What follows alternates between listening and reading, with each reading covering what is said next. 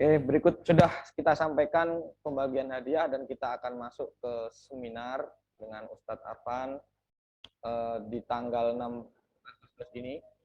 Yang dulunya 16 Agustus 45 itu adalah ada penculikan kalau di beberapa buku, tapi katanya Soekarni ini bukan penculikan, melainkan penyelamatan Soekarno-Hatta dan memprovokasi Soekarno-Hatta untuk segera memproklamirkan. Nah, temanya hari ini adalah temanya hikmah hijrah dan kemerdekaan bagi orang beriman. Dari sini saya juga ingat kisah tentang Fathul Makkah, Ustaz. Di mana ketika tragedi Fathul Makkah ini Nabi Muhammad harus ke Madinah dulu, baru datang ke Makkah melakukan Fathul Makkah. Dan juga di Indonesia juga demikian. Sebelum proklamasi, Soekarno harus ke Rengas Dengklok dulu, baru proklamasi. Nah, di sini kita akan bahas, kita akan ngobrol dengan hikmah hijrah dan kemerdekaan bagi orang beriman. Sewaktu-waktu secara sepenuhnya kami persilakan. Monggo, Ustaz. Terima kasih. Assalamualaikum warahmatullahi wabarakatuh. Waalaikumsalam warahmatullahi wabarakatuh. Assalamualaikum warahmatullahi wabarakatuh. Assalamualaikum warahmatullahi wabarakatuh. Wal mursalin wa ala alihi wa ashabihi wa man tabi'ahu bi ihsanin ila yaumiddin.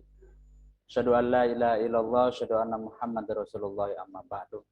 Alhamdulillah pagi hari ini kita bisa menghadiri Invest ya. Kemudian tadi ada public speaking dan pemberian hadiah. Saya ucapkan selamat kepada seluruh siswa yang mendapatkan hadiah pada acara ini. Semoga bisa memotivasi untuk bisa lebih berprestasi lagi, ya. Tidak hanya di sekolah, tapi nanti bisa ikut berkompetisi di luar sekolah.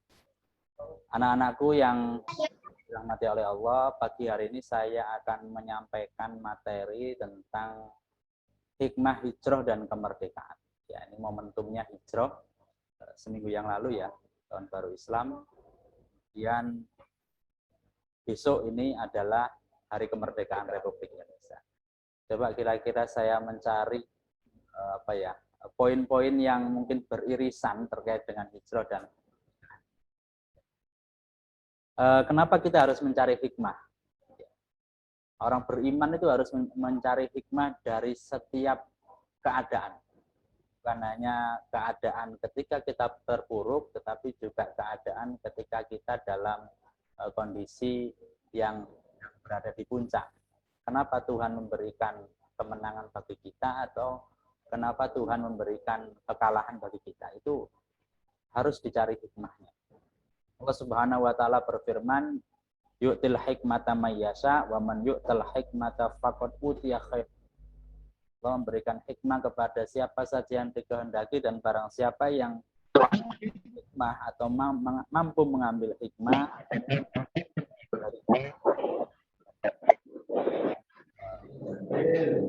Muslim itu ajaban li amril mu'minin, tidak sebuah keajaiban atau ketakjuban bagi orang mukmin ketika dia mendapatkan musibah dia bersabar, ketika dia mendapatkan kenikmatan dia bersyukur. Falahu ajrun, keduanya mendapatkan pahala. Kemudian terkait dengan hijrah ke Madinah, ada sebuah pertanyaan. Pada bulan apa Nabi hijrah ke Madinah?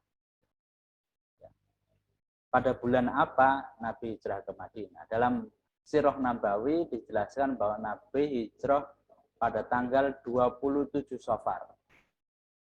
Tapi kenapa tahun baru Islam yang itu dinisbatkan pada hijrah Nabi, awal bulannya itu bukan Safar tapi Muharram. Jadi kalau dalam kalender Masehi itu bertepatan dengan 12 September 622 Masehi. Waktu itu Islam belum memiliki kalender Hijriah tersendiri. Nah, awal mula terbentuknya kalender Hijriah ini adalah ketika itu ada seorang sahabat yang memiliki utang piutang dengan orang. Kemudian dia menagihkan kepada orang itu tidak dibayar, sehingga kemudian dia mengadu kepada Amirul Mukminin. Amirul Mukminin ketika itu adalah Umar bin Khattab. Nah, ditanya, ini kapan dia berhutangnya? Oh, tanggal sekian, bulan sekian, tahun berapa? Nggak tahu, nggak ada tahunnya. Karena dulu ada istilah tahun itu ya dinisbatkan pada sebuah peristiwa besar. Ya. Nah, gitu ya. Kalau mungkin sekarang gitu, tahun COVID, tahun kemarin tahun COVID, sekarang tahun vaksinasi, tahun depan tahun apa, begitu dinisbatkan pada sebuah kejadian besar yang terjadi pada saat itu. Sehingga kemudian Umar bin Khattab, bagaimana kalau kita membuat kalender tersendiri? Islam membuat kalender sendiri. Akhirnya kemudian ada usulan, kapan dimulainya kalender itu? Ada yang diusul bahwasanya dimulai ketika Nabi lahir. Ada lagi dimulai ketika Nabi wafat. Ada yang nggak setuju, masa mulainya ketika Nabi wafat. Kemudian ada yang usul mulainya hijrah, karena itu adalah permulaan kemenangan Islam. Oke, sepakat dimulai ketika Nabi hijrah. Kemudian bulan apa menjadi bulan pertama? Ada yang bilang bulan Ramadan, bulan mulia, bulan pertama aja.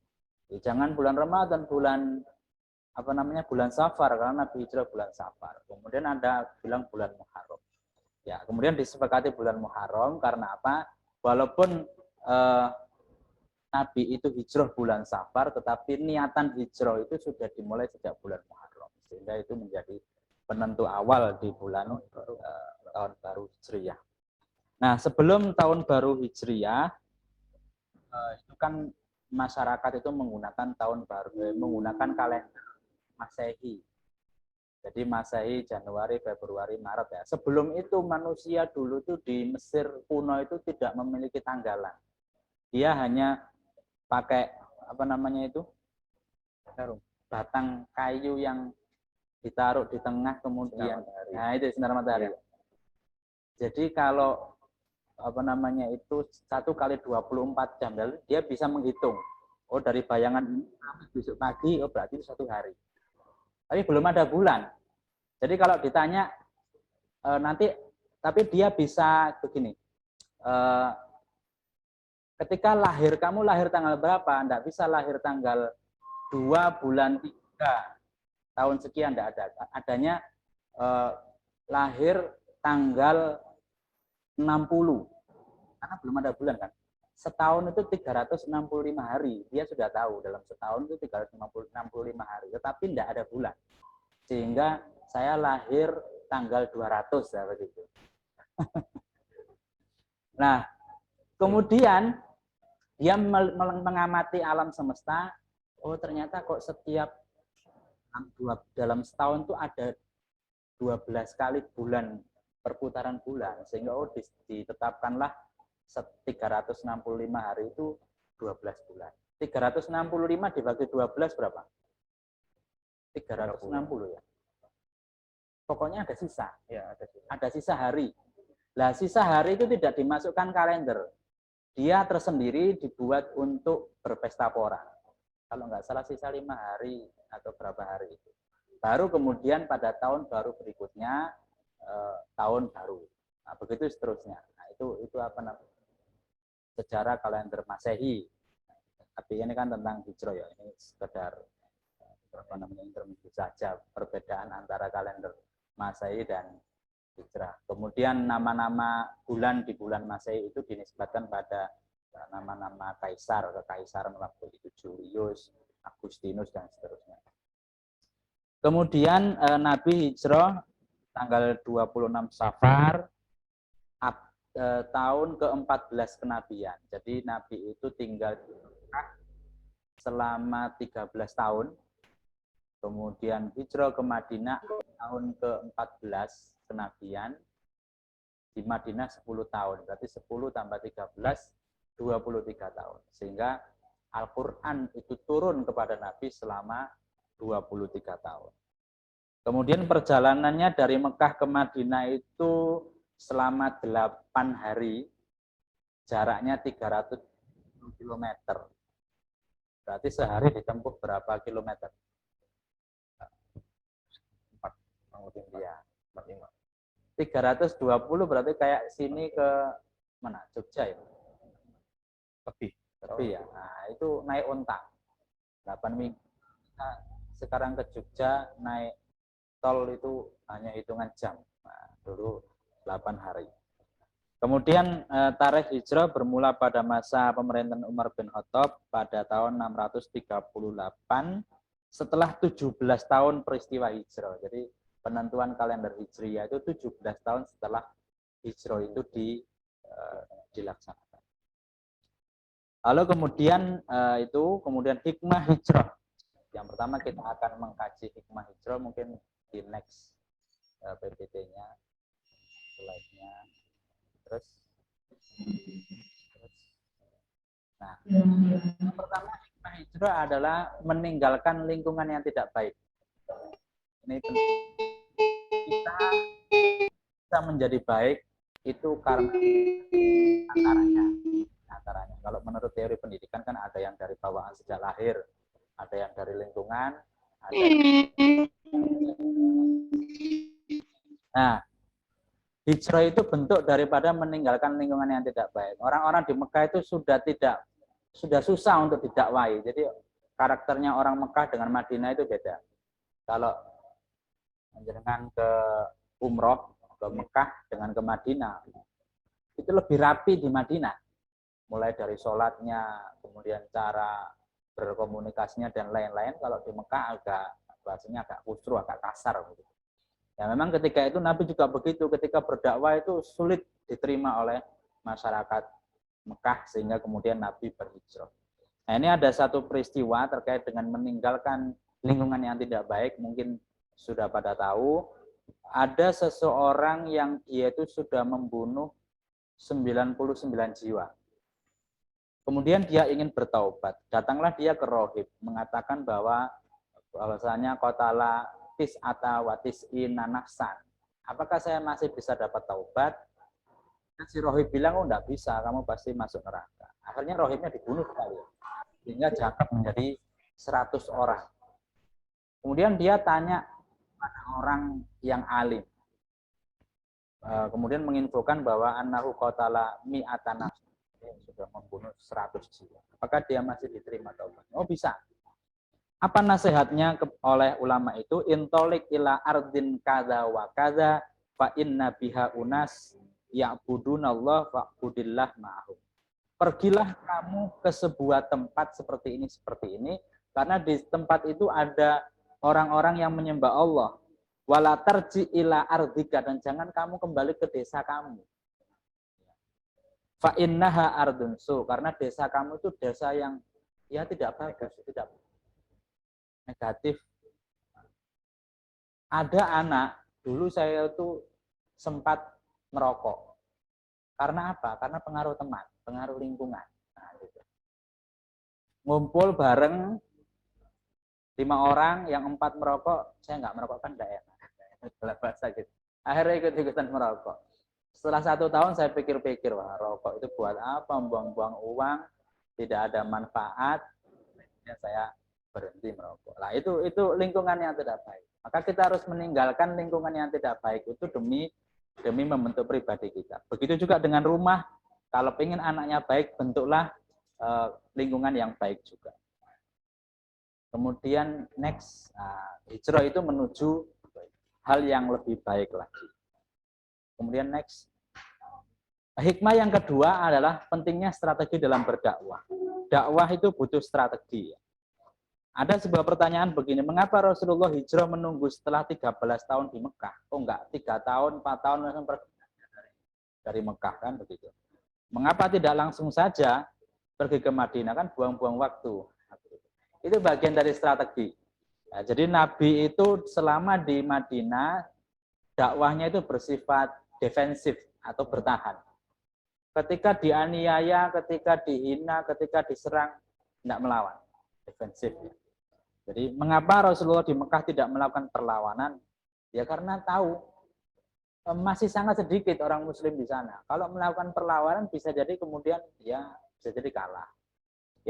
Yang kedua adalah kenapa nggak hijrah? Karena di Madinah belum ada kaum Ansor yang bersedia menjamin Rasul.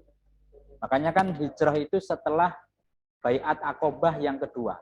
Jadi pertama, baiat aqabah kedua. Baiat aqabah itu janji setia kepada Nabi bahwasanya nanti kalau Nabi ke Madinah kita akan melindungi Nabi orang tua kita begitu. Sehingga Nabi kemudian hijrah. Nah, kalau sejak awal sudah hijrah di sana tidak ada yang menjamin, di sana diserang juga ya, akhirnya nggak jadi berdakwah. Kemudian yang ketiga, ini nanti ada kaitannya dengan peristiwa Ringas Dengklok ya. Di hijrah juga begitu. Kaum muda ini mendesak Nabi. Nah, kalau di kemerdekaan itu kan kaum muda mendesak Soekarno-Hatta untuk memproklamirkan kemerdekaan. Di hijrah, di peristiwa ini, kaum pemuda seperti Ali bin Abi Thalib, Abdurrahman bin Auf mendesak Nabi untuk melakukan perlawanan. Nabi kita dulu ketika musyrik itu mulia, dimuliakan. Tapi kenapa ketika sudah masuk Islam kok malah ditindas? Ayo kita lawan mereka. Wah, gitu. Ya namanya anak muda ya, semangatnya tinggi. Nabi enggak mau, jangan dulu, ini belum waktunya. Nanti saya beritahu ungkapan Muhammad Hatta yang menarik. Next, hikmah yang ketiga adalah terkait dengan sikap pemimpin. Ya, Rasulullah memerintahkan para sahabat untuk hijrah lebih dahulu. Jadi Nabi itu hijrah belakangan. Tidak kemudian aku tak hijrah saya, dan kalian terserah kalian. Tidak begitu. Jadi para sahabat hijrah dulu sampai habis. Nabi terakhir dengan Abu Bakar. Ali tetap diam. Kemudian Rasulullah hijrah di saat genting hampir dibunuh baru hijrah. Abu Bakar sudah menyiapkan untuk berangkat. Kata Rasul tunda dulu keberangkatan sampai 4. Jadi perjalanan gitu ya. Biar siap. Baru kemudian ketika kaum musyrik itu mengadakan musyawarah malamnya mau dibunuh, mengatakan nanti malam kita hijrah. Nah, itu kan genting sekali itu. Kalau lewat sekian detik. Nah, di tengah situasi yang terhimpit dan terancam, Rasulullah tetap menunaikan amanah beliau terkait dengan Madinah. Menarik ini. Rasul itu dibenci, tetapi sekaligus saya. Jadi begini. Keluar kota, ya. Otomatis pintu rumah kan dikunci semua. Sekarang ada CCTV barang yang berharga di kalau pergi keluar kota dengan perjalanan yang berbulan-bulan, barang yang berharga itu ditaruh rumah. Sehingga orang-orang Quraisy itu menitipkan kepada Rasul wadiah ya. Kemudian ada jasa, bahasanya ngasih upah. Ketika Nabi itu hijrah malam hari, di dalam rumah itu masih banyak barang titipannya orang-orang Quraisy yang mau membunuh dia. Misalkan Rasul itu mau, dia kan mau membunuh saya ya, barangnya tak apa-apa kan ya, nggak masalah. Bisa. Tapi Nabi tidak memerintahkan kepada Ali, jadi Ali punya 2 tugas, menggantikan Rasul untuk tidur di situ, sekaligus dikasih daftar. Ini si A besok kembalikan. Ini barang si B besok kembalikan, sampai sebegitu. Jadi saking amanahnya Rasul, dibunuh, Nabi itu masih sempat mengendalikan titipan orang-orang yaitu memusuhi Rasul. Kemudian next hikmah yang selanjutnya adalah rintangan. Rintangannya sangat banyak. Ini sedikit saya ceritakan hijrahnya sahabat ya. Ini menarik. Salah satunya adalah Abu Salamah itu punya istri namanya Ummu Salamah. Punya anak namanya Salamah. Ya. Kan Salamah, punya nama bapaknya namanya Abu Salamah. Nama ibunya Ummu Salamah. Nama pamannya. Lah Abu Salamah ini hijrah. Istrinya dinaikkan unta sama anaknya masih kecil. Nah, ketika mau keluar dari Madinah dicegat sama orang Quraisy. Sudah terbongkar ini orang-orang mau hijrah semua. Mau kemana? Mau ke Madinah. Kalau kamu mau ke Madinah silakan, tapi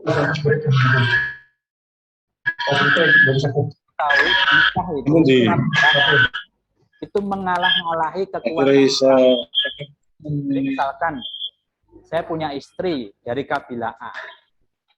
Kemudian si kabilah A melarang istri saya untuk pergi, maka harus mengikuti kabilahnya itu. Nah, kabilahnya Ummu Salamah ini melarang Ummu Salamah untuk pergi, tapi Abu Salamah mau pergi, pergi aja sendiri. Anaknya bagaimana? Ya anaknya masih kecil ya ikut ibunya. Akhirnya kemudian Abu Salamah pergi ke Madinah, Ummu Salamah tetap di Mekah. Nah, besok paginya Ummu Salamah ini pergi ke perbatasan kota Mekah. Pagi, nangis. Dari pagi sampai sore. Besok lagi pergi ke perbatasan kota Mekah, duduk temenung, melihat ke arah Madinah, nangis dari pagi sampai sore. Sampai 1 tahun. Ummu Salamah begitu sampai 1 tahun. Akhirnya kemudian, next. Kemudian ada seorang kafir Quraisy yang merasa kasihan. Ya. Masa nangis bendina sampai setahun. Akhirnya dia melapor kepada kabilahnya Ummu Salamah. Seraya mengatakan, ala tukhrijuna hadhil miskinah farraqtum bainaha wa baina zaujiha wa baina waladiha. Kenapa engkau mengeluarkan perempuan ini, menahan perempuan ini? Engkau telah memisahkan antara dia dengan suaminya. Maka kamu tega. Akhirnya ketua kabilah itu juga terenyuh. Akhirnya ya sudah, Ummu Salamah kalau kamu mau nyusul suamimu pergi aja. Akhirnya Ummu Salamah pergi dengan siapa? Suaminya udah di sana. Dia pergi sendiri dengan anaknya yang masih kecil. Bayangkan 320 km pergi sendiri. Dalam perjalanan itu padang pasir, ada banyak binatang buas, dan lain sebagainya. Akhirnya dia pergi sendiri. Di tengah perjalanan ada seorang kafir Quraisy bernama Utsman bin Tolhah. Ini kebetulan orang kafir Quraisy yang baik hati. Itu bertanya, kamu mau kemana? Saya mau ke Madinah. Sendirian. Saya bantu. Akhirnya ditolong sama Utsman bin Tolhah.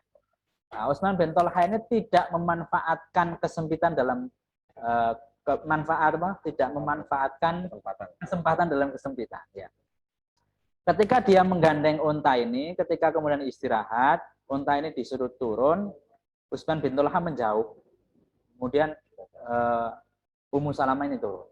Begitu juga kalau mau naik, untanya disuruh turun, kemudian dia menjauh, kemudian Ummu Salamah disuruh naik. Ini adalah etikanya orang-orang Quraisy yang ada yang baik juga. Kemudian diantar sampai Madinah. Ketika sampai Madinah tidak dibicarakan, ya wis cariin dhewe bojomu, enggak begitu. Tapi ditanya mana rumahnya Abu Salamah. Ditanya orang, ketemu, akhirnya sampai sana, diserahkan kepada suaminya dan dia tidak meminta upah sedikit. Dia kembali ke Mekah. Itu kisahnya Abu Salamah. Kemudian satu lagi kisahnya Suhaib bin Ar-Rumi. Saya ceritakan yang mungkin tidak banyak didengar ya. Suhaib bin Ar-Rumi ini pendatang. Ya, ini sebelumnya masih sebelum. Nah, ini pendatang. Ketika dia datang ke Mekah, tidak memiliki apa-apa, kemudian usaha menjadi kaya. Kemudian dia mau. Orang Quraisy bilang, kamu kan bukan orang Mekah. Ketika kesini kan kamu nggak punya apa-apa. Kemudian kamu pengen pergi ke Madinah, bawa semua barang kekayaanmu yang kamu dapat di Mekah. Enak aja. Kamu boleh hijrah tapi tinggalkan seluruh hartamu. Akhirnya Suhaib ini meninggalkan semua. Ketika di jalan, dia hanya membawa busur panah. Ketemu lagi dengan Quraisy, apa itu di punggung kamu busur panah? Tinggalkan. Jadi sampai busur panah pun disuruh meninggalkan, sehingga dia hijrah hanya dengan menggunakan baju yang melekat di tubuh. Rasulullah mendengar ini, kemudian Rasul bersabda, Robiha Suhaib, Robiha Suhaib. Beruntung Suhaib, beruntung. Kalau menurut perspektif manusia kan buntung. Tapi kalau menurut Nabi itu beruntung. Kemudian next. Setelah itu hijrahnya Rasulullah. Ini singkat saja. Nah, saya punya 3 episode untuk hijrah ini. Kebetulan saya mengajar Sirah Nabawi. Ada hijrah itu saya bagi menjadi 3 kali pertemuan. Secara singkatnya. Nabi ketika sudah turun perintah hijrah, beliau datang ke rumah Abu Bakar siang-siang dengan menutup kepala, mengatakan, Pak inni qad udzinali fil khuruj. Saya sudah diizinkan untuk keluar. Ayo siap-siap. Ini puntai wis kei jamu petang ulan, wis kuat. Kemudian Abu Bakar mengatakan as-sohbata bi abi anta ya Rasulullah. Apakah jenengan butuh ditemani? Ya jelas lah, menurut saya sendiri. Qala ya Rasulullah, na'am. Akhirnya pergilah Nabi Muhammad bersama dengan Abu Bakar. Malam hari, ya. Ketika malam hari itu seluruh orang Quraisy itu sudah ngepung di rumah beliau. Kemudian Nabi Muhammad menyuruh Ali bin Abi Thalib untuk tidur menggunakan burdahnya. Nabi Muhammad keluar dengan menaburkan pasir di wajah orang-orang Quraisy tadi. Nah, orang-orang Quraisy tidak bisa melihat. Sebelum pergi, Nabi Muhammad pergi ke Mekah untuk menghancurkan berhala. Jadi di Ka'bah itu ada berhala banyak. Ini bedanya dengan Ibrahim. Nabi Ibrahim kan kalau ada berhala yang dihancurkan yang kecil, disisakan yang besar. Kalau Nabi Muhammad dihancurkan yang besar, yang kecil dibiarkan. Itu bersama Ali bin Abi Thalib sebelum disuruh tidur. Ali bin Abi Thalib disuruh naik di atas pundak Nabi, menghancurkan berhala yang paling besar. Ini sebagai sebuah pesan bahwasanya nanti saya akan kembali lagi untuk menghancurkan.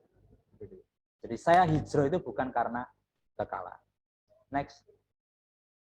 Ini karena waktunya sempit, saya singkat. Kemudian peristiwa di Gua Sur, ya. Ketika Nabi kemudian, ketika Nabi menaburkan pasir itu, Nabi mengatakan dalam surah Yasin ayat 9, wa ja'alna min baini aydihim saddan wa min khalfihim saddan. Dan kami jadikan di hadapan mereka sekat dinding dan di belakang mereka sekat dinding. Faghshaynahum fahum la yubsirun.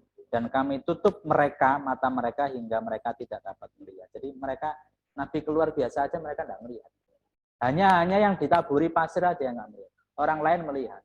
Ketika itu ada orang berjalan ditanya, kalian di sini ngapain? Saya menunggu Muhammad keluar. Muhammad kan dari tadi udah keluar, saya lihat kok. Mana ada keluar, dari tadi kita di sini, nggak percaya dia. Itu loh masih tidur di dalam situ kan, pakai kerukepan. Ali. Nggak percaya dia, ditunggu sampai subuh Ali bangun lah, tiba-tiba dia kecelik. Nabi Muhammad sudah berangkat ke Madinah bersama Abu Bakar. Kemudian next lagi. Nah, ini adalah alur, ya. Kalau ke Madinah itu biasanya lewat jalur selatan, Nabi itu lewat jalur utara. Ya, Nabi melewati jalur utara, ya. Jadi yang merah itu jalan umum, yang hijau itu jalur hijau. Sehingga kalau misalkan ke Sidoarjo itu biasanya lewat Waru gitu ya. Orang Quraisy itu sudah ngedang di sana. Ternyata Rasul itu ke Sidoarjo itu lewat Wonoayu, lewat Duduk Sampean, nah itu lewat Krian, nah itu kan Ponting. Apa tuh? muter ya, memang lebih jauh. Hijrah itu jalannya nggak umum gitu loh. Sehingga ketika jalan itu penuh dengan rintangan banget. Mungkin kalau dulu nggak ada aspal tapi ada bekas tempat jalan. Nah, ini yang dilewati Rasul itu nggak ada. Jadi memang kecelik, jadi orang itu kecelik. Sehingga kemudian ketika tahu Nabi bermanuver seperti itu langsung dikejar. Kemudian Nabi bersembunyi di Gua Sur. Next. Nah, ini Bukit Sur. Next. Nah, kalau kita naik ke atas itu Gua Sur seperti ini. Nah, sebelum Nabi masuk ke Gua Sur, kenapa harus bersembunyi ke Gua Sur? Kalau Nabi terus berjalan, itu mesti akan kekejar. Orang Quraisy memacu kudanya banter-banter ya. Sembunyi di Gua Sur. Sebelum masuk, Abu Bakar itu ngecek Gua Sur ini aman apa enggak. Jangan-jangan ada binatang. Nah, di dalam situ banyak lubang-lubang di dalam Gua Sur, kemudian disumpeli ambek Abu Bakar. Aku tidak ada apa-apa. Karena sumpelnya habis, lubangnya tinggal 2 di bawah, disumpel dengan tumitnya. Sehingga Abu Bakar duduk, nyumpel dengan 2 tumitnya, kemudian Nabi tidur di atas paha. Ketika Nabi tidur itu ternyata di bawah bolongan itu ada ular yang menyengat tumitnya Abu Bakar. Nah, Abu Bakar kan di pahanya ada Rasul, jingkat kan Rasul bangun. Tidak enak, ya, karena Abu Bakar sangat memuliakan Rasul. Akhirnya Abu Bakar itu menahan sakit. sampai ketangis. Jadi air matanya itu netes, kemudian mengenai wajah Rasul yang di situ, baru kemudian Rasul bangun. Loh Abu Bakar lah kok nangis, nah gitu ya. Sikilku dicokot. Akhirnya kemudian diobati sama Nabi sembuh. Nah, kemudian Abu Bakar itu kan khalifah yang paling pendek masa kekhalifahannya, cuma 3 tahun. Ya, itu menurut beberapa sumber itu bekas gigitan ular yang ada di masih ada, kemudian menjalar lagi ke gunung mengejar karena anak-anakku yang berbahagia, next sekarang itu hijrah ya. Sekarang hikmah kemerdekaan. Oke, sebelum next, belum. Nah, saya tanya, Indonesia itu dijajah Belanda berapa tahun? Ya, semua akan menjawab 350 tahun. Coba next, Mas. Ini ada buku yang menyangkal. Judulnya apa? Bukan 350 tahun dijajah. Bukan 350 tahun dijajah. Indonesia bukan 350 tahun dijajah. Jadi buku-buku pelajaran di sekolah itu kan warisan zaman kolonial yang ketika itu dibuat oleh Belanda yang kemudian dinarasikan menjadi 350 tahun. Secara jelasnya baca bukunya sendiri. Tetapi penulisnya ini namanya Racing ya, itu membuat catatan kritis ya. Jadi menurut Racing berlarut-larutnya mitos penjajahan selama 350 tahun itu karena kemalasan para peneliti mencari sumber-sumber sejarah baru. Jadi dia memperkirakan paling Belanda menjajah itu hanya sekitar lebih 40 tahun. Ini kesimpulannya Racing. Perlu dibaca lagi secara, karena argumennya, sumber-sumbernya juga sangat kaya dan juga sangat valid. Itu dari segudang sumber-sumber, arsip-arsip hukum di zaman Belanda dia gunakan untuk membantah. Kemudian next. Nah, ini kemerdekaan penuh dengan rintangan. Nah, jadi tahun 1944 ya, Indonesia itu dijanjeni sama Kaiso namanya. Ya. Bahwasanya Indonesia akan diberi kemerdekaan, bahasa gitu ya. Diiming-imingi ya, di PHP. Ternyata sampai 45 lah kok enggak merdeka gitu ya. Akhirnya Soekarno dan Hatta itu tanggal 8 Agustus diterbangkan secara rahasia ke Vietnam menemui Terauchi. Panglima apa? Panglima perang ya, Asia Raya. Tetapi kemudian menghasilkan nihil ya. Kemudian 10 Agustus mendarat di Vietnam, kemudian ketemu dengan Terauchi itu. Tanggal 11 Agustus rombongan ke Dalat untuk menginap. 12 Agustus ini bertemu dengan Terauchi-nya 12 Agustus ya. Nah, kemudian setelah itu tanggal 14, tanggal 6 dan tanggal 9 itu Jepang dibom. Hiroshima dan Nagasaki. Waktu itu belum menyerah ya. Baru tanggal 14 Agustus Jepang itu menyerah kepada sekutu. Berita itu kemudian didengar oleh Syahrir. Syahrir langsung bilang kepada anak-anak muda. Begitu loh. Waktu itu ada kekosongan kekuasaan di Indonesia ya, 15, 16, 17 dan seterusnya. Syahrir bilang kepada pemuda ngompori wis ayo nang diproklamaskan gak kesuwen. Ketika sebelum berangkat ke Vietnam, Soekarno itu sudah dilarang Syahrir. Kamu itu ngapain pakai izin-izin Terauchi segala ke Vietnam? Sudah langsung proklamasikan aja, jangan gitu. Pokoknya ayel-ayelan, langsung berangkat. Pokoknya berangkat akhirnya. Nah, setelah Jepang menyerah pada sekutu itu tanggal 15 diinfokan kepada anak muda langsung membawa menculik Soekarno-Hatta ke Rengas Dengklok. Next, Mas. Nah, ini Koiso ya, yang memberikan janji kemerdekaan kepada Indonesia tahun 44 ya, untuk mempertahankan pengaruh. Nah, ini kenapa kok Koiso ini memberikan janji kemerdekaan? Karena ada kepentingan politik perang Asia Pasifik ya. Jadi ketika itu Jepang ingin mencari bala bantuan bahasanya. Awakmu tak kasih hadiah kemerdekaan, tapi bantu saya di peperangan Asia Pasifik, kira-kira begitu. Jadi tidak ada yang gratis lah, Pak. Zaman kini ada yang gratis kan? Ada timbal balik. Pulsa aja gratis itu ada waktunya, nanti tengah malam jam 12. Next. Nah, ini sampai disiarkan oleh koran Asia Raya bahwasanya Koiso ini memberikan janji politik. Kemudian next. Nah, ini janji kemerdekaan tahun 44. Nah, next. Nah, kemudian tadi saya lanjutkan tanggal 15, 16, Hatta dan Soekarno-Hatta diculik di Rengas Dengklok. Waktu itu Wakidi, namanya itu Wakidi kalau enggak, Wikana. Wikana itu sampai menodongkan pisau kepada lehernya Soekarno, mengancam. Ini Kak ndang diproklamirno katanya. Santai Bung.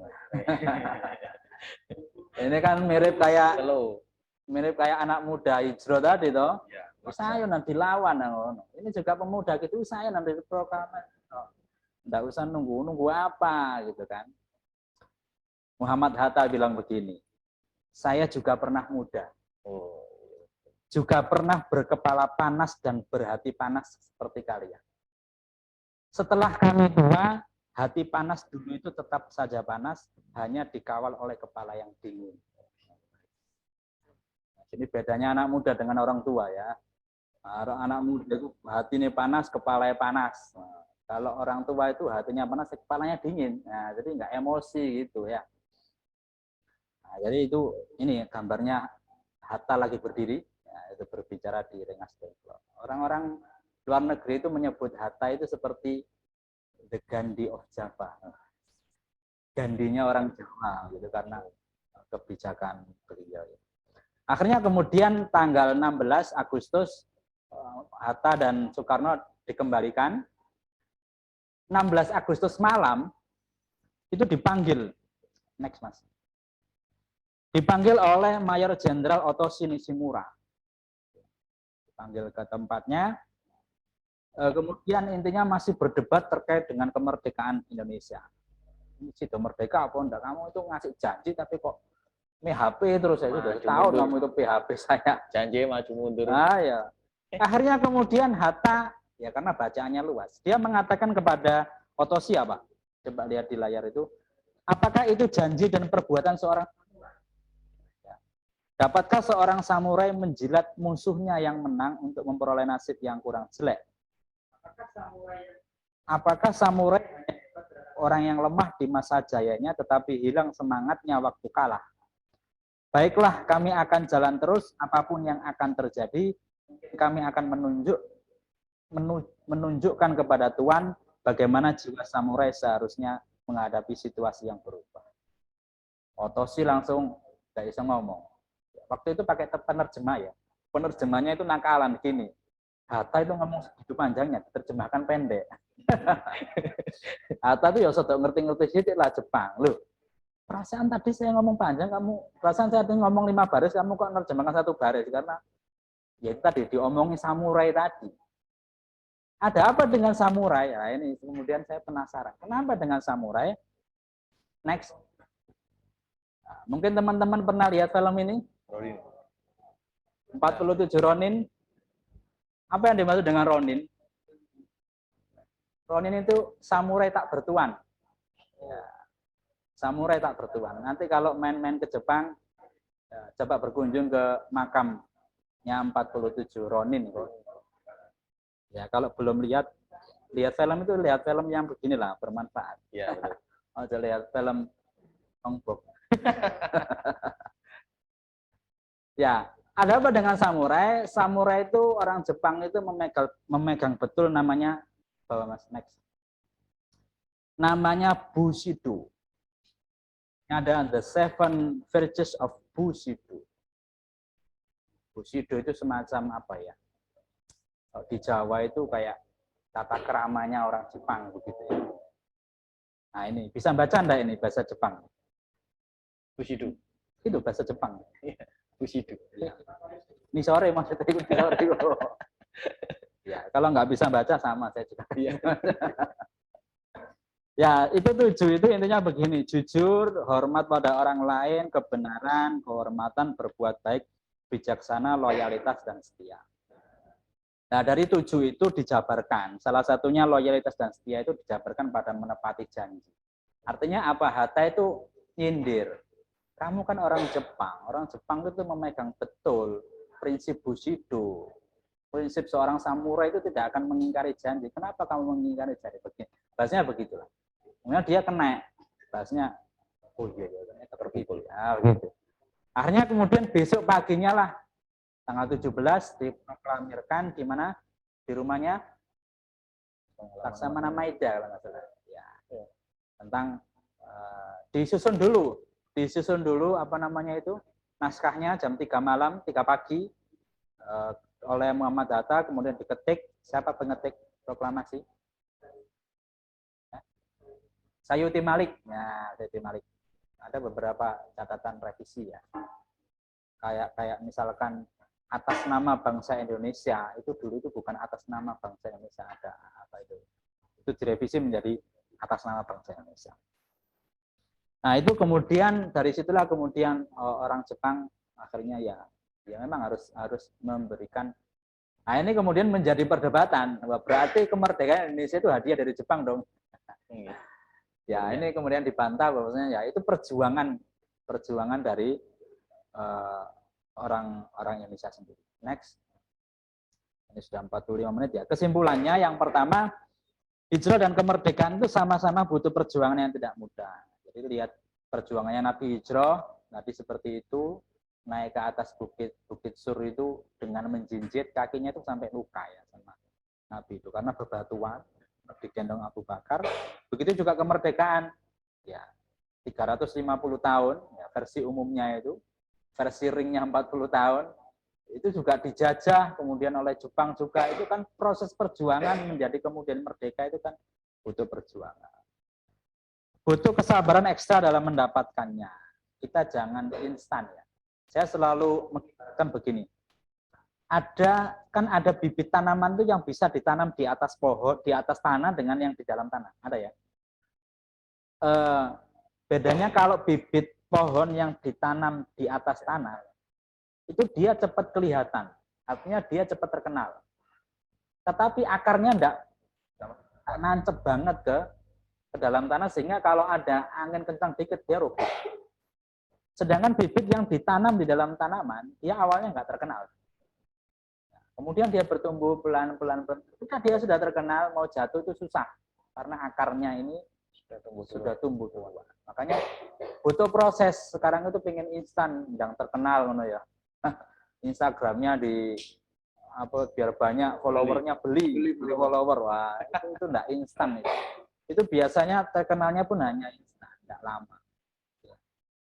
Kemudian hijrah itu juga saking pentingnya hijrah dicontohkan Nabi dalam niat ya. Innamal a'malu binniyat faman kana hijratuhu ilallahi war rasul wa hijratu ilallahi war rasul. Wa man kana hijratu ila dunya au ila imra'atin tankihuha fa hijratu ila ma hajara ilaihi. Jadi artinya hijrah itu butuh niat yang sangat kuat. Yang kedua, dalam menggapai sesuatu butuh strategi, planning, jangan angger tadi. Kepalanya panas, hatinya panas, panas ketemu panas, bodok kebongan. Ada istilah begini, a goal without a plan is just a wish. Jadi tujuan tanpa ada planning. Sampean punya tujuan, nanti saya ingin jadi dokter, tapi enggak punya planning untuk kuliah kedokteran ya, enggak jadi dokter. Harus punya planning. Just a wish ya, hanya sebagai angan-angan saja. Saya pengen jadi orang kaya tapi tidak pernah bekerja sungguh-sungguh. Dia hanya sekedar angan-angan saja. If plan A didn't work, the alphabet has 25 more letters. Stay cool. Jadi kalau plan A gagal, kan ada plan B. Plan B gagal ada plan C, masih ada alfabet itu sampai Z. Jadi jangan khawatir, Sampai plan A nggak jadi, plan B, plan Z, plan terus sampai Z-nya gitu ya. Hati dan pikiran harus dingin, hati panas boleh, tapi pikiran harus tetap dingin. jadi tetap harus dingin ya. Yang ketiga, yang terakhir, pemimpin harus mau turun langsung ikut menderita bersama rakyat. Ya, Soekarno Hatta turun langsung ke Vietnam, kemudian melobi sana sini, Nabi juga ikut turun langsung ya. Jangan hanya bekerja di balik meja. Kemarin Haidar Bakir, bukan Haidar Nasir, Haidar Bakir mengkritiki Mas Nadiem, Mas Menteri yang viral itu ya. Ya turunlah Mas Menteri ke sekolah-sekolah itu, nah, gitu. Ke PAUD-PAUD itu ya, kalau SMP pakai e-learning, pakai online enggak masalah lah. Kalau golden age seperti anak PAUD, anak SD pakai daring, nah, itu akan ada lost learning, lost generation. Nah, itu Mistransfer. Yang terakhir adalah janji harus ditepati. Ya, kalau sudah janji harus ditepati, jangan PHP. Salah satu ciri orang munafik adalah tidak menepati janji. Ayatul munafiki salatun idza wa'ada akhlafa. Kalau berjanji tidak menepati janjinya. Sesuk aku tak teko jam 8, tibake teko jam 10. Dan orang munafik itu fidarkil asfali minan nar, di neraka yang paling bawah, jeru. Neraka yang paling dhuwur panas, apa meneh neraka yang paling jeru. Nah, maka tepatilah janji. Khususnya biasanya yang paling beleset, orang tidak menepati janji itu apa? Janji membayar utang. 90%. Aku nyelok duit, saulan kas tak balekno, gak ngira saulan kas. Dibayar dengan alasan. Ya, itu. Oke, next, terakhir ya ini silakan nanti diskusi dan pertanyaan. Bisa juga follow YouTube saya, promosi ya. Bisa. Ini Instagram saya, juga email dan nomor HP saya. Secara itu saya kembalikan kepada Mas Untuk. Terima kasih Ustadz. Pertanyaan. Demikian adalah cerita ya, sangat menarik, sangat kena sekali tentang hikmah di balik kemerdekaan dan Muharram. Selanjutnya silakan bagi penanya. Barangkali ada teman-teman audiens menyampaikan pertanyaan, keluh kesah, aku kok cek ganjel pengen takok. Nah, maka silakan.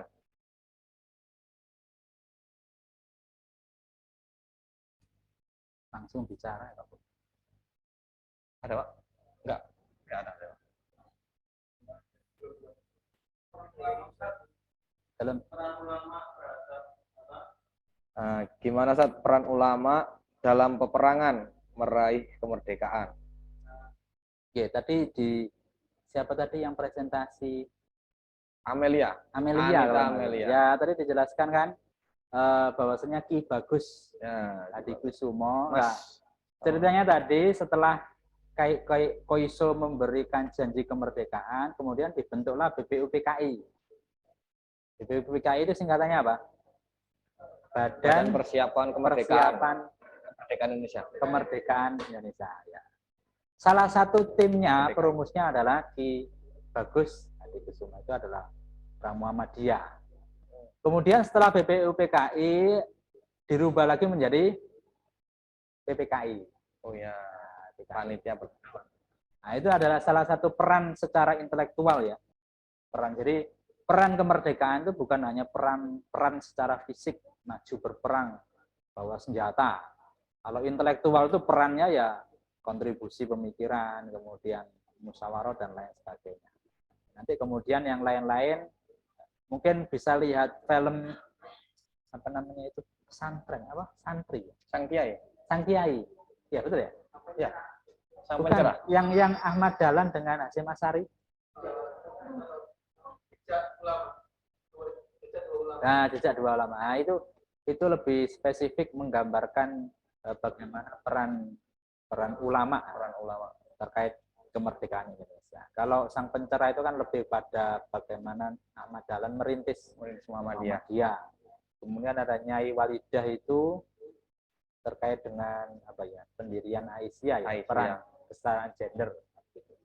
Jadi sekarang ini begini, mungkin teman-teman itu literasinya rendah, maksudnya itu nggak suka baca, minimal suka melihat film dokumenter seperti itu. Begitulah. Lah kalau nggak suka baca, nggak suka lihat film, terus informasi dapat dari mana? Ya kan susah juga. Nanti sejarah akan hilang. Terlupakan. Saya rasa itu. Ada lagi Ustaz?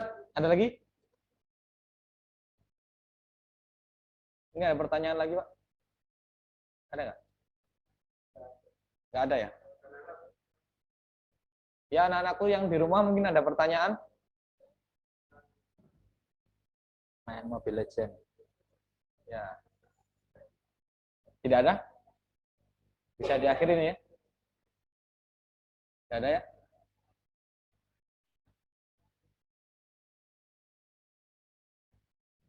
Oke, kelihatannya tidak ada Ustaz.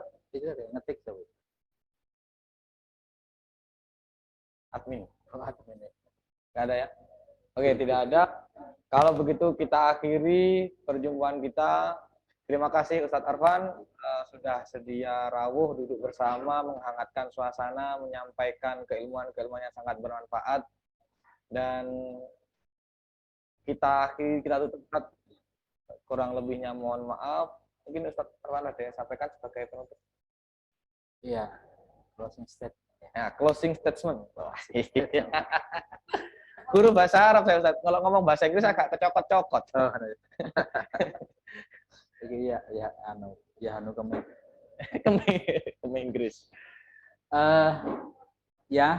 Bagi anak-anakku semua, yang pertama, mari kita jadikan tahun baru Islam, momentum hijrah ini untuk bisa menjadikan diri kita lebih baik ya. Dalam hadis itu kan, kalau kita itu tidak lebih baik daripada hari kemarin itu kan termasuk yang rugi. Kalaupun sama saja itu juga rugi, maka harus ada yang lebih baik. Setiap hari lebih baik, lebih baik. Ada istilah begini, even the best can be improved. Jadi, sudah baik itu tetap bisa jadi lebih baik lagi. Jangan kemudian, Pak, saya sudah baik, sudah begini-begini, ya bisa lebih baik lagi. Ya itu hijrah untuk menjadi. Kemudian kemerdekaan itu kita maknai, kita jangan sampai kemudian lawannya merdeka itu terjajah.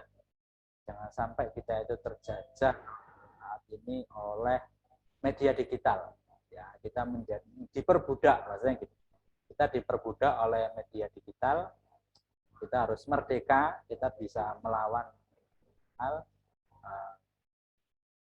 Sedikit ada 3 kata yang kemudian oleh seorang tokoh, siapa lupa namanya, itu dunia saat ini seperti 3, mereka menjadi 3 kata, hot, flat, and cold. Hot itu artinya setiap waktu selalu hot, selalu informasi itu selalu update, aktual lah, hot itu aktual. Flat itu sekarang dunia itu hanya ada dalam benda yang flat ini, yang ceper. Dan crowded itu begini. Seandainya WhatsApp, email, status Telegram itu dimunculkan di hadapan kita. Kalau kini kan nggak kelihatan. Dimunculkan misalnya lo ada email yang lewat, ada WhatsApp lewat. Seandainya dimunculkan itu betapa crowdednya data itu yang ada di depan kita. Dan seringkali kita itu lost in crowded, tersesat dalam kecrowdedan data. Misalkan begini, saya punya rencana mau WA Pak Arif ya. Pak Arif tolong Sherlock ya, saya karena belum pernah ke SMP Taman. Kemudian ketika saya buka HP, WhatsApp yang pertama kali di atas itu adalah grup. Ketika saya di pondok dulu, saya buka, ada komunikasi. Di situ ada orang teman yang nge-share sebuah link. Kok menarik ya? Orang meninggal dunia setelah divaksin. Saya klik, saya baca. Kemudian di dalam link itu kan di bawah ada banyak macam ya. Ada yang video bagus. Saya klik video itu. Wah bagus ya. Terus nggak terasa 1 jam. Capek, saya taruh HP-nya. Kemudian saya aktivitas, saya baru ingat, loh tadi kan saya mau WA Pak Arif. Mau buka link. Itu namanya, Thomas, bukan sama, Friedman, namanya Friedman, itu mengatakan bahwa itu kita sedang lost in crowded, tersesat dalam kecrowdedan. Maka di momentum kemerdekaan ini kita manfaatkan, jangan sampai kita ini diperbudak oleh media digital, oleh gadget kita harus merdeka, kita harus mengatur gadget kita, jangan kita diatur oleh gadget kita. Saya rasa itu. Terima kasih Ustadz. Marilah kita akhiri perjumpaan kita kali ini. Mudah-mudahan yang di rumah, yang dimanapun kita semua berada, mudah-mudahan dalam keadaan sehat walafiat dan selalu dilindungi oleh Allah Subhanahu Wa Taala. Akhir dari saya, sebagai penutup, seperti biasa ada parian. Mbah Painten keselek klopo. Cukup semanten kula nedhi sepuro. Wassalamualaikum warahmatullahi wabarakatuh.